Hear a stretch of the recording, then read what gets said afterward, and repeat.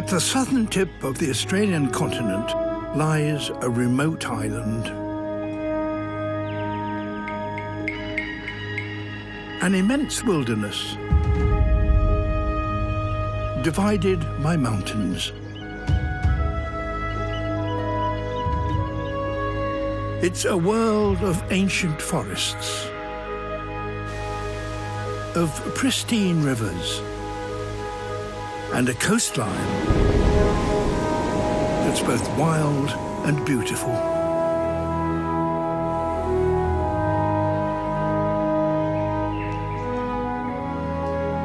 Its animal inhabitants are as extraordinary as they are bizarre.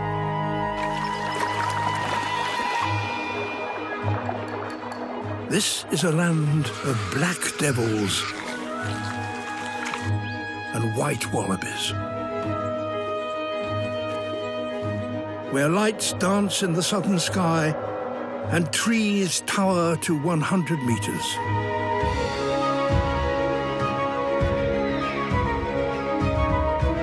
This is Tasmania, the weird and wonderful isle at the bottom of the world.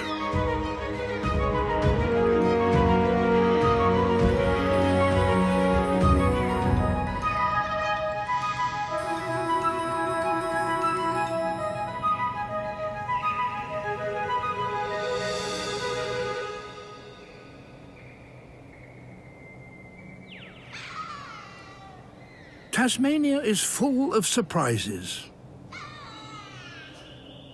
Australia, yes, but with a twist.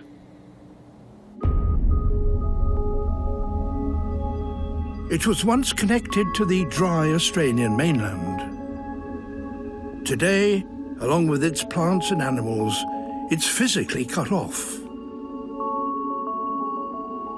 Though it lies just to the south, Tasmania is a world apart. Its isolation and cooler climate has created a sanctuary unlike any other part of Australia.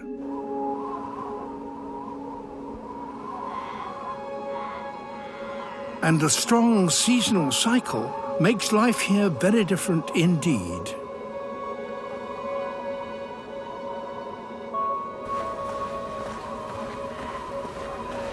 Winter means a struggle for survival.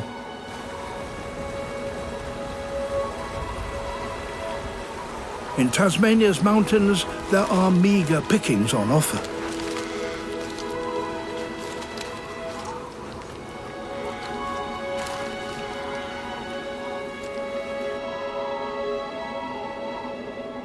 This is the last landfall heading south before Antarctica. Cold air from further south brings snowfall and freezing temperatures throughout these winter months.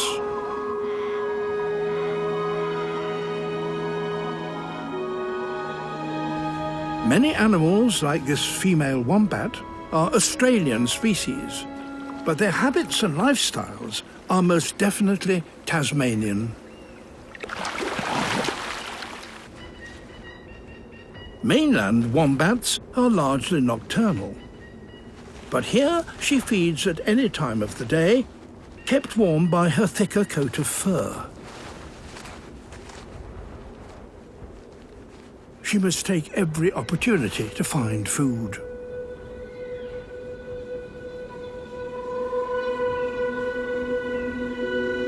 Winter is felt right across this island wilderness.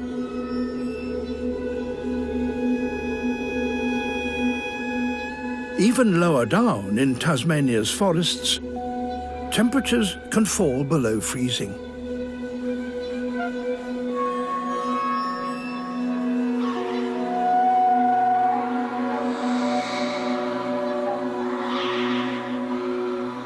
The first Europeans to explore these forests claimed they heard devils screaming in the night.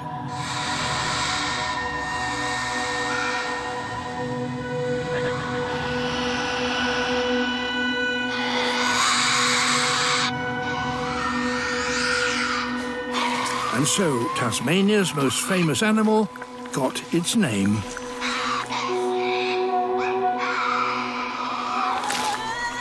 The Tasmanian devil.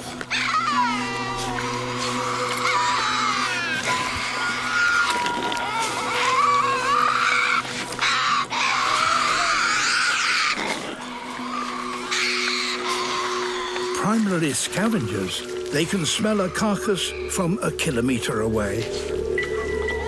And relative to body size, they have the most powerful bite in the natural world. They can easily crunch through bone.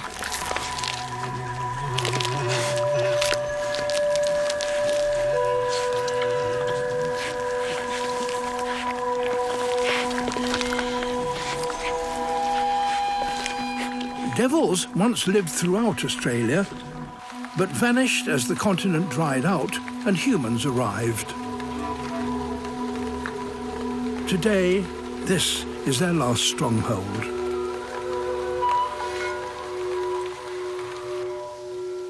Like most Australian mammals, they're marsupials. While they may appear dog-like, devils are more closely related to kangaroos than canines. And being marsupial, they rear their young in a pouch. A few weeks ago, this female gave birth to 40 young, each the size of a grain of rice.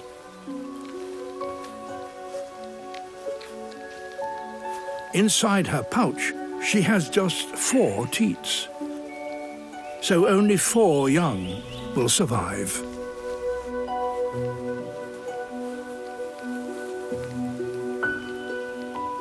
A devil's race for survival begins early.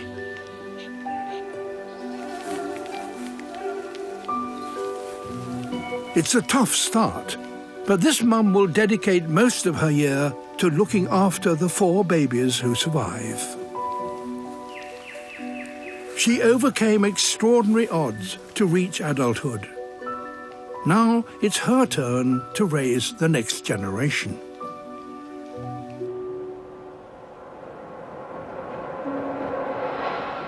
Marsupials like the devils live here because Tasmania was once connected to mainland Australia.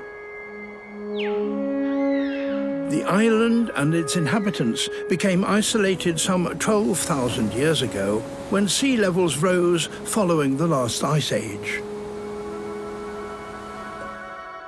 But Tasmania is a window on a far more ancient past. Some of these forests have barely changed since dinosaurs walked the Earth, when the southern continents were a single landmass called Gondwana.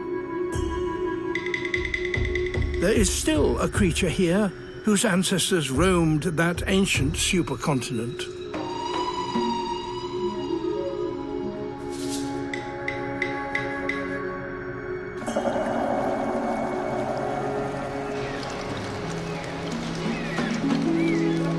It lives in Tasmania's rivers and is one of the island's longest-lived survivors. The Tasmanian giant lobster.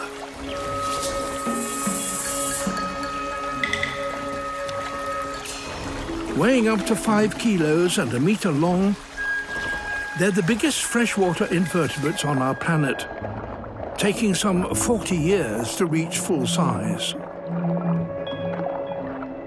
Tasmania's isolation, together with the lack of sizable predators, may be one reason why they grow so massive. But they're not entirely free from threat.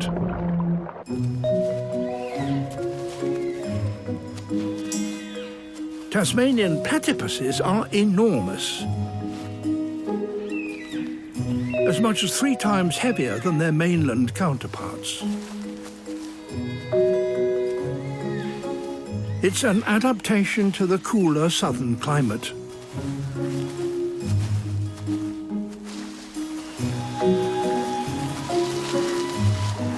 This male is after tiny invertebrates found on the riverbed, including young lobsters.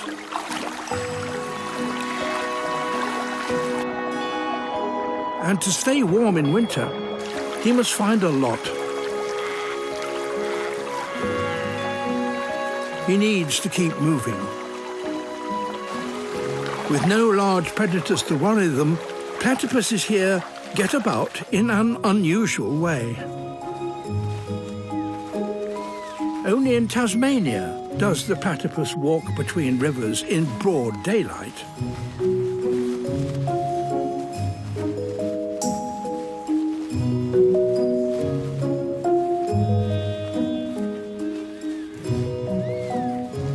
Out of water, it's easy to see why the platypus was once dismissed as a fraud, the work of a hoaxer.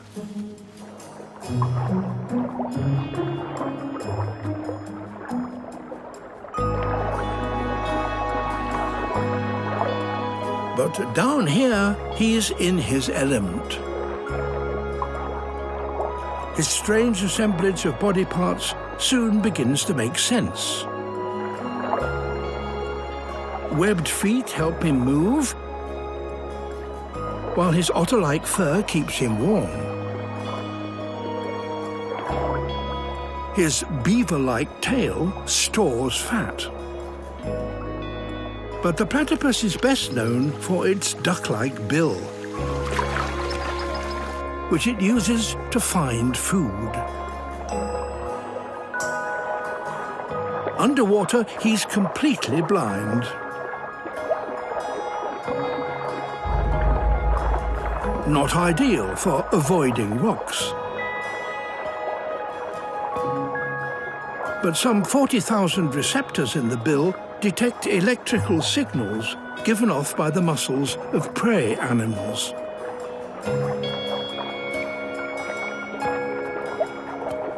With the need to eat a lot just to keep warm, a platypus can stay on the hunt for some 12 hours a day.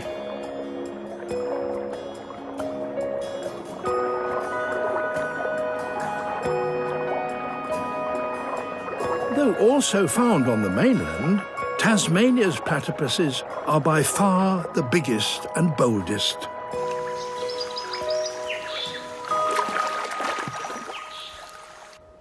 They, like others, are adapted to the island's isolation and cooler climate.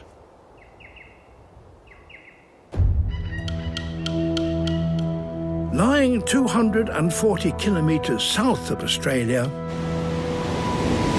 Tasmania is surrounded by a vast expanse of open ocean.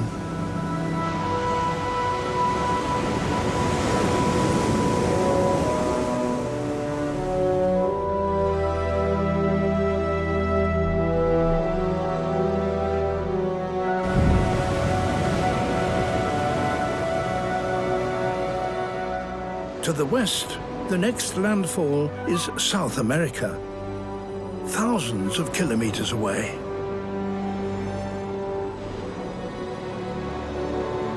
To the south lies the great Antarctic continent.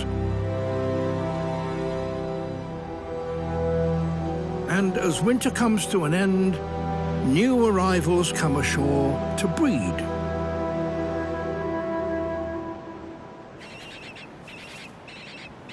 Penguins. Hidden among the rocks, this female has 2 newly hatched chicks, but nothing to feed them. Her partner left some 14 hours ago and is yet to return. He's out fishing, but quite unlike any other penguin, he must wait for nightfall to leave the water.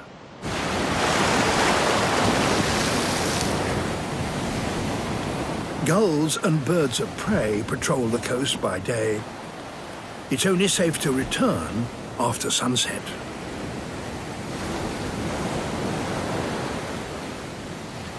That is because these are little penguins. At only 30 centimeters tall, they're the smallest penguins in the world. And with nests several hundred meters inland, the only safe way to get there is to make a dash in the darkness.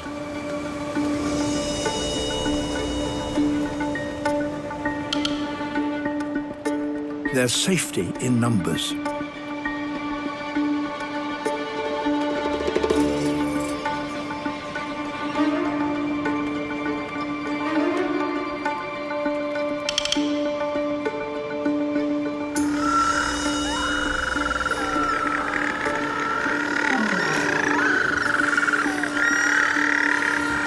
With hundreds of nests in the colony, the night soon fills with the calls of returning adults.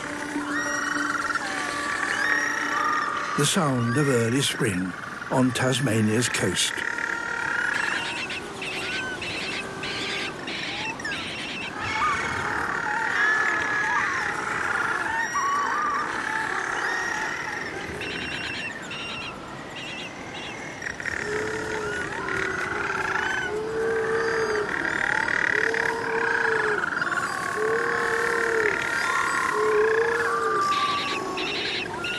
This will be a welcome meal for the newly hatched chicks.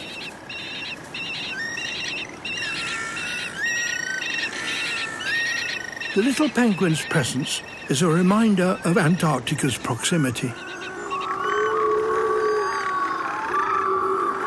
But while early spring brings them ashore to breed, it also brings wild and unpredictable weather. Prevailing winds carry most of the bad weather from the west.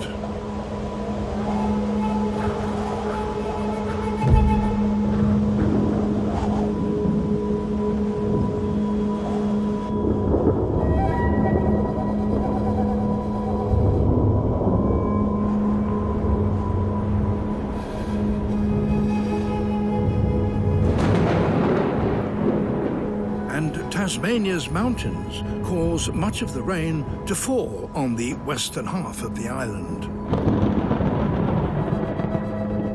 The result divides Tasmania in two, with a wet western side and a dry eastern side.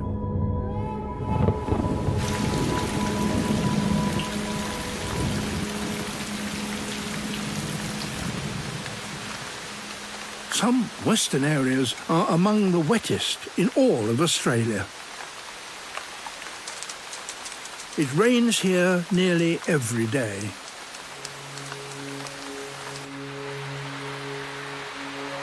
And all the water supports a surprising spectacle.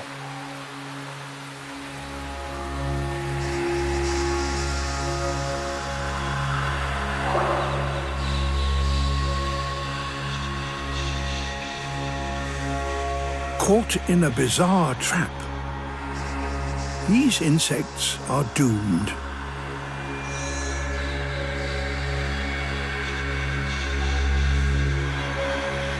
How they got stuck only becomes apparent as night falls.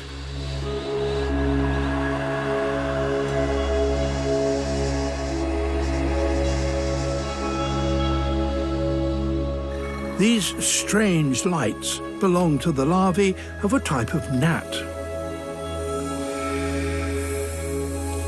The light is formed by a chemical reaction in the larva's abdomen and can be turned on and off at will. Sticky threads hang from its silk and mucus-laden nest. Insects drawn to the light are ensnared, then devoured.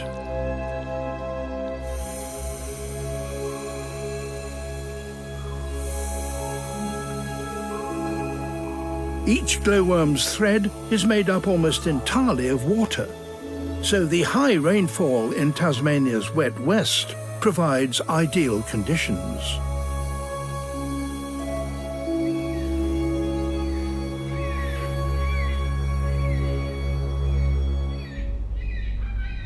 And the rain that supports these tiny glowworms also sustains one of the largest organisms on the planet. Mountain ash. They are a type of eucalyptus. fast-growing trees that evolved on the dry Australian mainland. In Tasmania, they've become giants. Strangely, for trees living in a wet forest, they need fire to reproduce.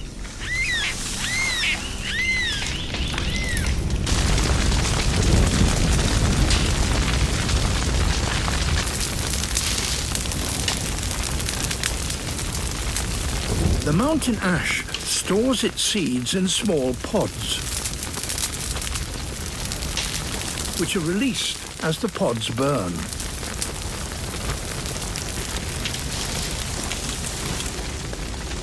Beneath the ash, the seeds live on, quickly germinating without competition from other plants. This makes sense in a dry habitat with regular fire.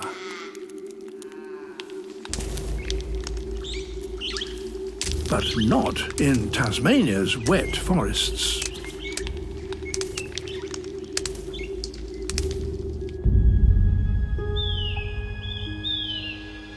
Young mountain ash can grow at a rate of several meters a year.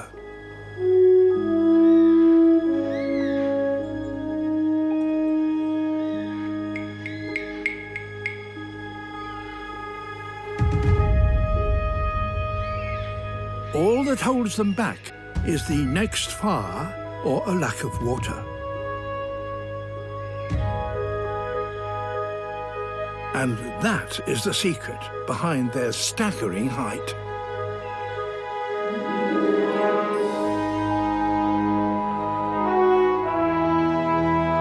In Tasmania's damp west, fire is so infrequent, these trees keep growing for centuries.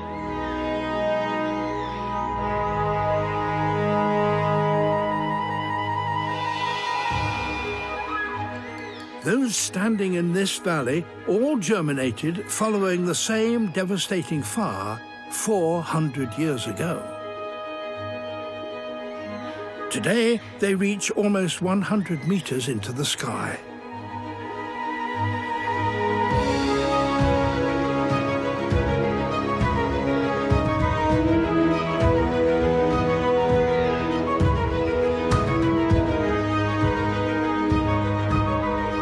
They may have evolved on the dry Australian mainland, but it's Tasmania's wet forests that have turned mountain ash trees into the tallest flowering plants on Earth.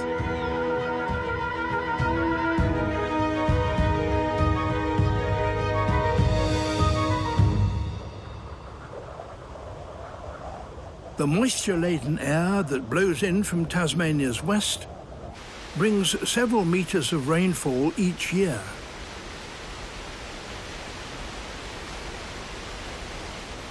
Although it can rain most days, winter and spring are the wettest times, and seasonal waterfalls burst into life.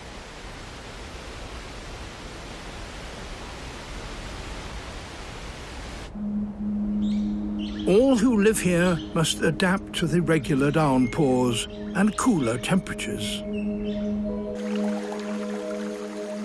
And like so many of Tasmania's species, their adaptations set them apart.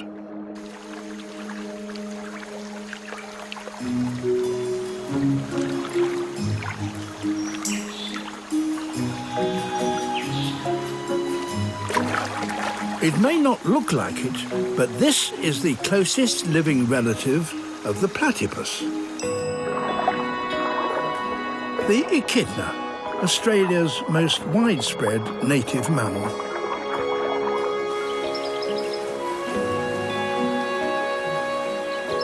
But while mainland echidnas are all spines, this Tasmanian one is mostly covered in hair to help keep him warm.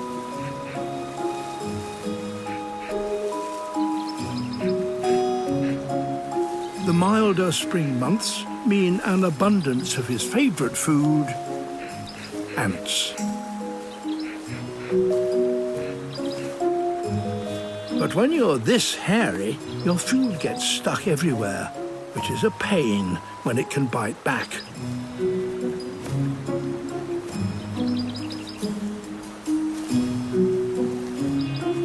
Time to move on.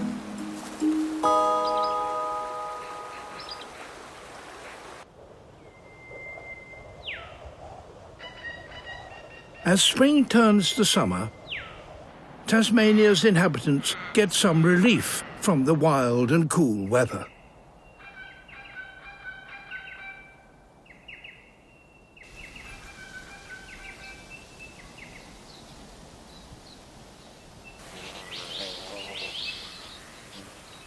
It's now that the young devils are ready to leave the den. They've been out of their mother's pouch for a while, but have remained safely hidden away. Fully weaned, this is the start of their independence.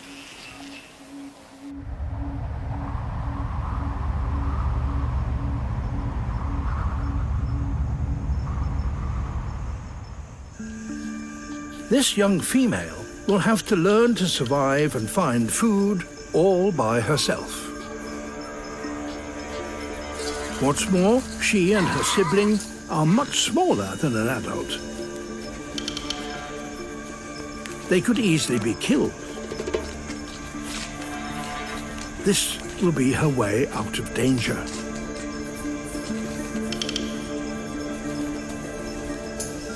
Heavier adults can't climb, so there are some benefits to being small.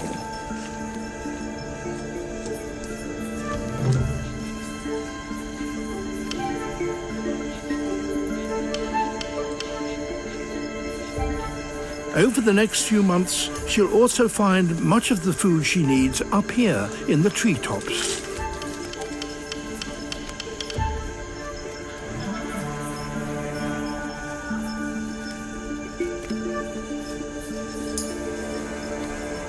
But grubs and birds' eggs alone won't be enough to sustain her as she grows.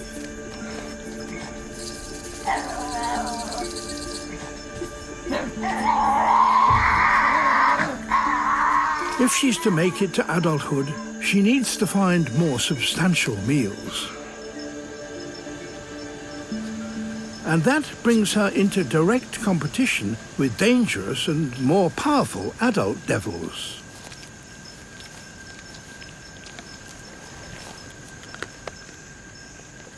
The scent and sound of crunching bones draw her in.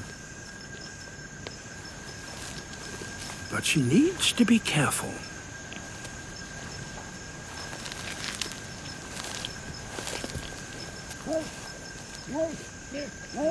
Less than half of all newly weaned youngsters make it to adulthood. If she is to survive, she needs to earn her place. There's no telling how this adult might react. Confronting a stranger at a carcass is a gamble.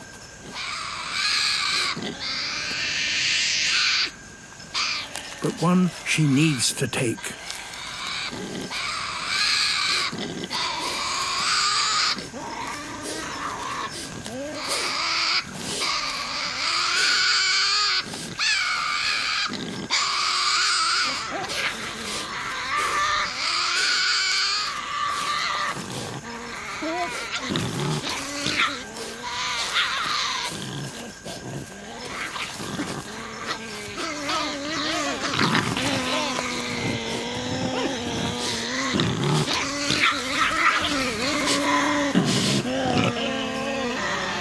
Spurred on by hunger, she seems to have the upper hand.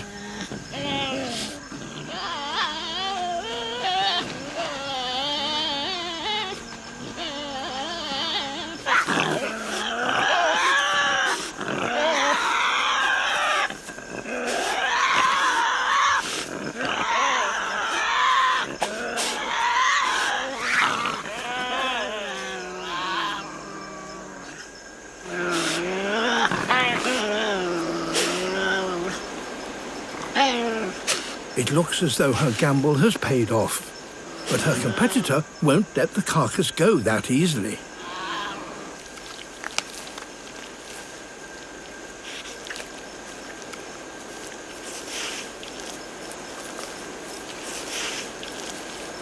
The adult could kill her with a single bite.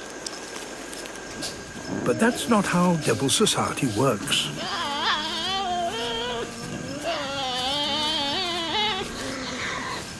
Despite living most of their lives alone, devils can and do share. They defend only the amount of meat they can eat, rather than the whole carcass.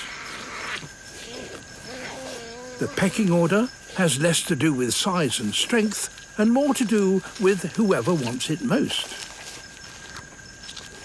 As this youngster is learning, it's all about who can shout the loudest. Devils may have a fearsome reputation, but the reality is quite different.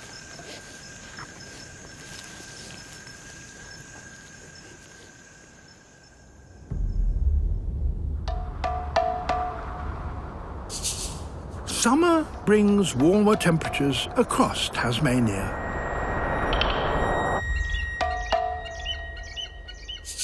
While in the west it still rains frequently, summer is most apparent in the dry eastern half of the island.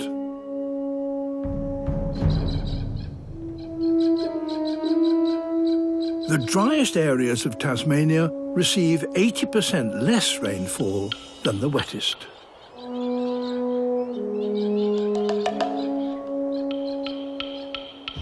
Here, the landscape is more reminiscent of parts of the Australian mainland.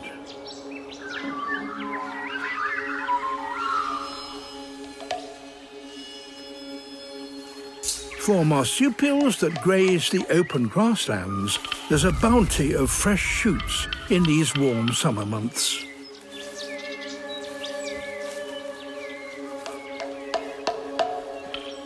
And although life here may appear more typically Australian, the effect of Tasmania's isolation is felt just as strongly in this dry half of the island.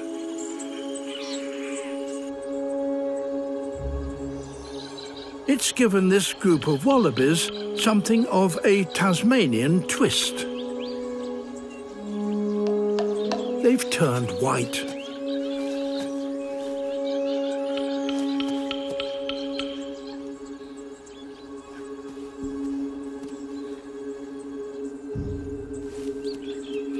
About 100 of them live within this population.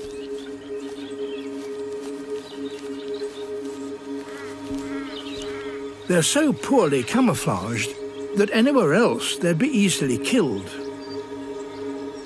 On Tasmania, however, there aren't any predators big enough to kill a wallaby, so many live full adult lives.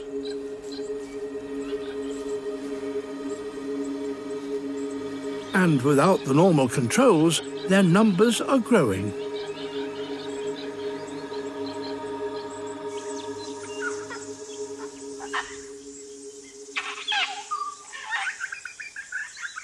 But although this may appear a predator-free paradise, there are killers here. One of Tasmania's deadliest animals lives in these dry forests.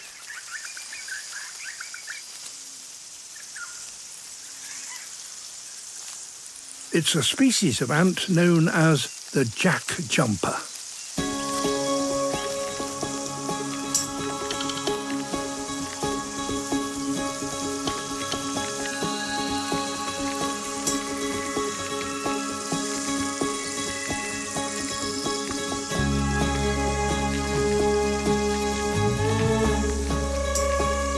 Jack jumpers evolved on the ancient Gondwanan supercontinent.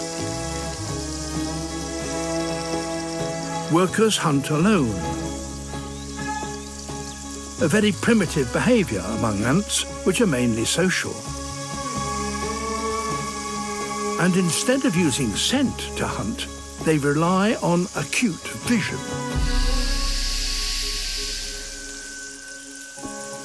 They sting their victims to death with a venom that can kill humans, making these one of the deadliest animals in all of Australia.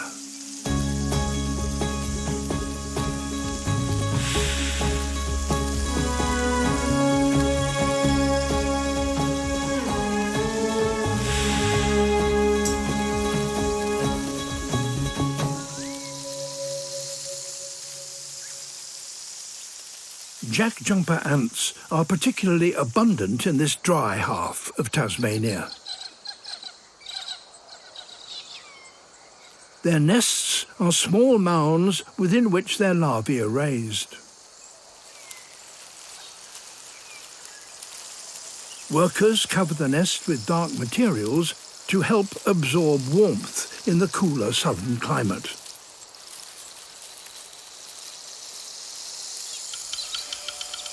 In midsummer, however, temperatures soar, and the nest risks overheating.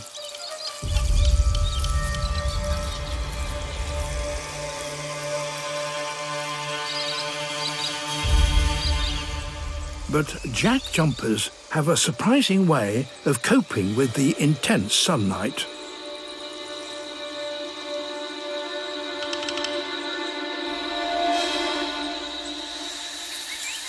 On hotter days, they switch building materials. Now the workers cover the nest in white stones.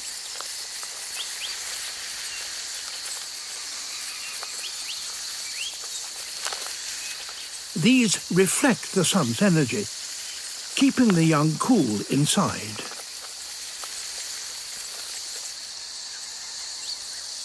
It's an inventive solution to Tasmania's changing seasons.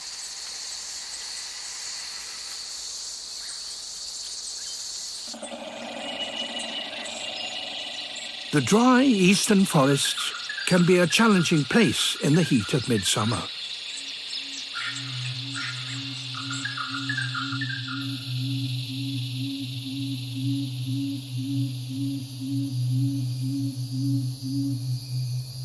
But one of Tasmania's few marsupial predators avoids the worst of this heat by hunting at night. It's the eastern quoll, a close relative of the Tasmanian devil.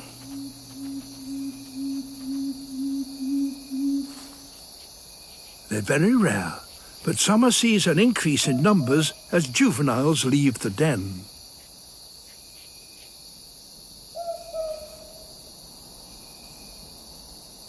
Quolls are solitary hunters, and in summer are drawn to these dry pasture lands.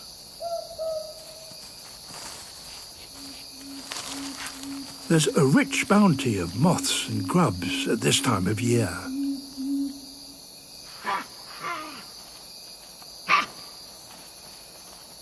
But with lots of youngsters around, competition can be intense.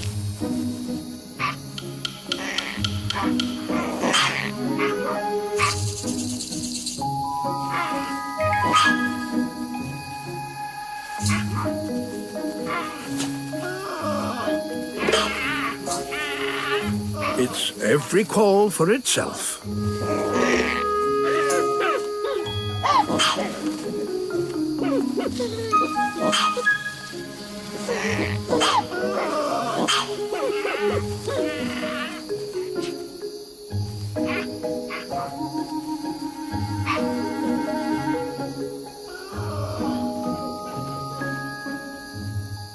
Like Tasmanian devils, eastern quolls were once found on the Australian mainland. Today, this dry eastern half of the island is their last refuge. And with an abundance of summer insects, they have every chance of thriving.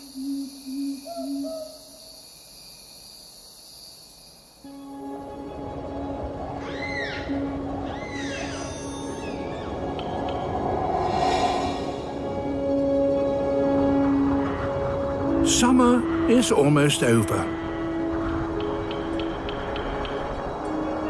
And as autumn arrives, the stage is set for a bizarre ritual.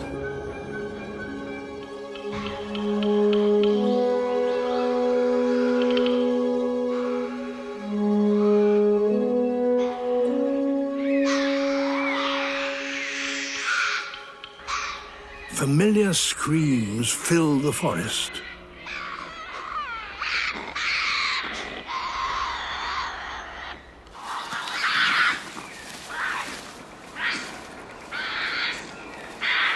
It may not look like it, but these devils are becoming amorous.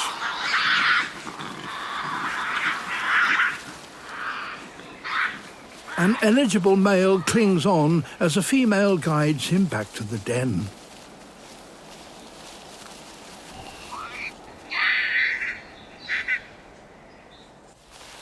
Female devils are receptive 3 times over a short period during the breeding season. To ensure the fittest offspring, she'll try to mate with as many big males as she can. And to increase his chances of fatherhood, he must keep her in here for as long as possible.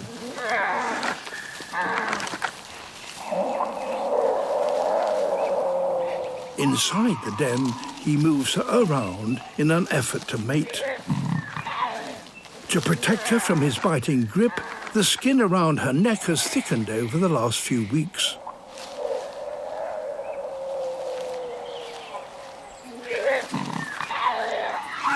Though it may appear aggressive, this is part of a bizarre and complicated breeding system.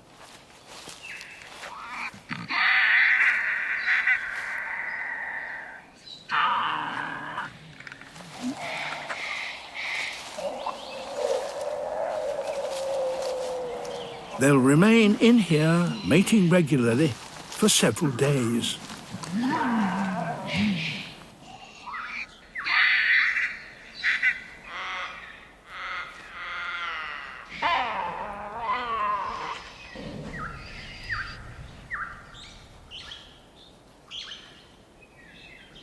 In spite of that fearsome scream, there is a sensitive side to these much maligned creatures. Far from devilish, they are simply very determined survivors.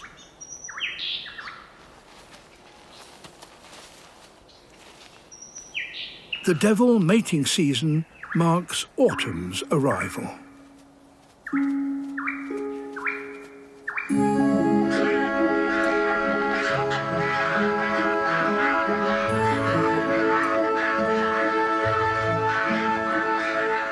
Each evening, flocks of Cape Barren geese return to their roost.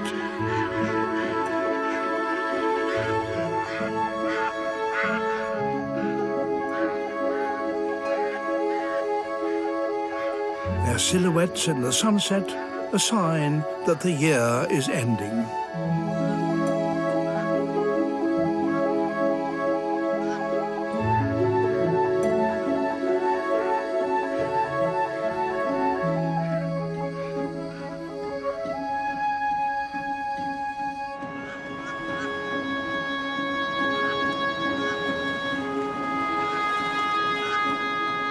Back on the coast, the longer nights bring with them a stunning spectacle.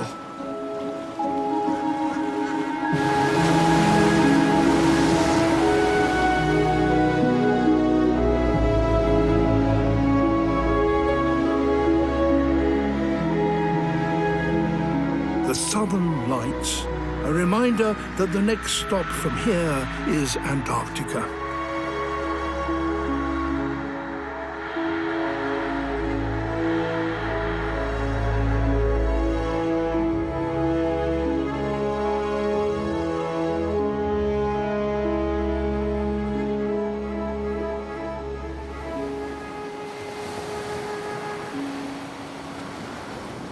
For Tasmania's little penguins, the breeding season has finished. Only adults remain at the colony. They've spent the last few weeks fattening up at sea, almost doubling their weight.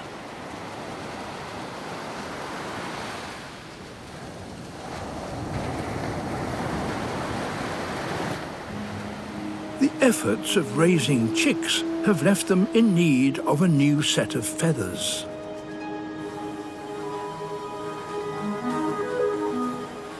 Little penguins go through what's known as catastrophic molt, shedding some 10,000 feathers all at once.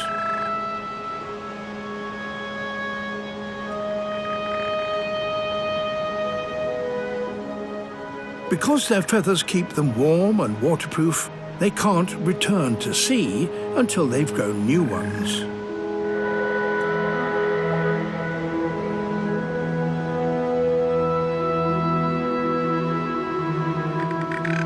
For 3 long weeks, they're stuck on dry land, unable to feed.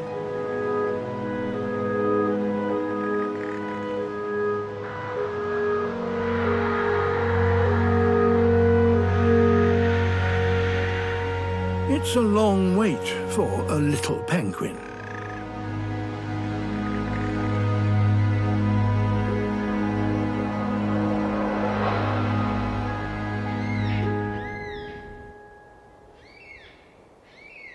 The year is almost over. And high in the mountains, there's time for one last surprise.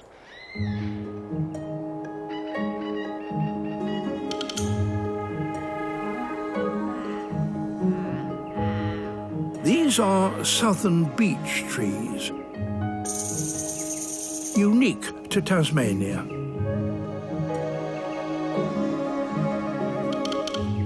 Their changing colour makes for an autumn unlike anywhere else in Australia.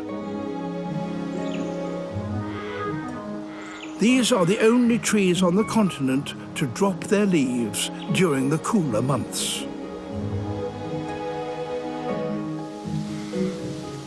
The southern beech tree's closest living relatives are found thousands of kilometres away in South America.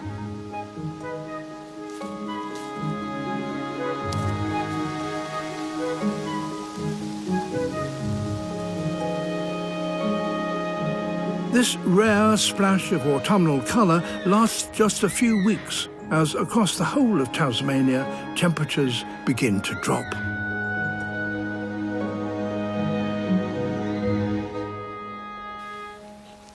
June marks the start of the winter season, and for the devils, the beginning of new life.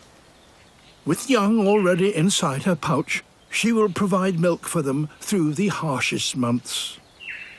Her life and theirs tied to Tasmania's seasonal cycle.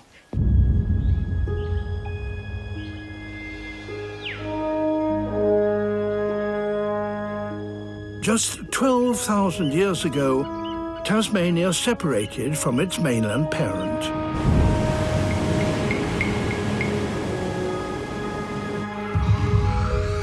The island is young, yet rich in life, and with a long and ancient past.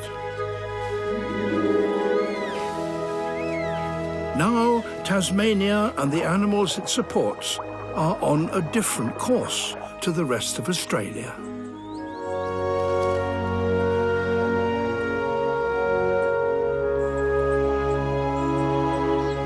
It is, as a result, home to a caste as weird as they are wonderful.